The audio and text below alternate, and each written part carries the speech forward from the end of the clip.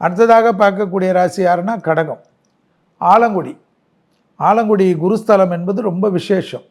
முதுகுத்தண்டுவடம், கால் பகுதியெல்லாம் கொஞ்சம் பார்த்துக்கணும். விரயம் அதிகமாக இருக்கும், நிறைய செலவு வருமா. வரவு எவ்வளோ வந்தாலும் செலவு வரும், மன கஷ்டம் ஏற்படும். விலை உயர்ந்த பொருள்களை ரொம்ப ஜாக்கிரதையாக பார்த்துக்கணுமா கடகம். திடீர்னு எவனா திருடின்னு போயிடுவானா. வீட்டிலலாம் ரொம்ப எதுலாம் வைக்காமல் எங்கே வைக்கணும்னா ரொம்ப முக்கியமாக லாக்கரில் வைக்கணும். பேங்க் லாக்கர்லாம் தேடி போயாவது லாக்கர் ஆரம்பிக்கணுமா. அதே போல் உங்களுக்கு இந்த டே கேரு, உடம்பில் இருந்த பாதிப்பு, பைல்ஸ் ப்ராப்ளம், மற்ற ப்ராப்ளம் இதெல்லாம் சர்ஜரி பண்ணணுன்னு ரொம்ப நாளாக நினச்சிருந்ததெல்லாம் தீர்த்துருமா. இரத்த பந்த உறவுகள், தாய் வழி உறவு ஏற்றம் ஏற்படுமா. மனதில் இருந்த பாரம் படிப்படியாக குறையுமா.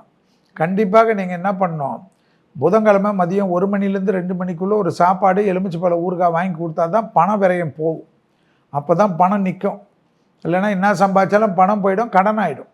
அதே சமயம் பழைய கடன்களை செட்டில் செய்வதுக்கெல்லாம் இந்த மெத்தடு ரொம்ப யூஸ்ஃபுல்லாக இருக்குமா. புதிய இன்வெஸ்ட்மெண்ட் ஏறுமா. கண்டிப்பாக கடன் வரும். கடன் வர்றதுனால என்ன வரும், வண்டி வரும், இல்லைன்னா நிலம் வரும், வீடு வரும், சுபகாரியம் வரும்.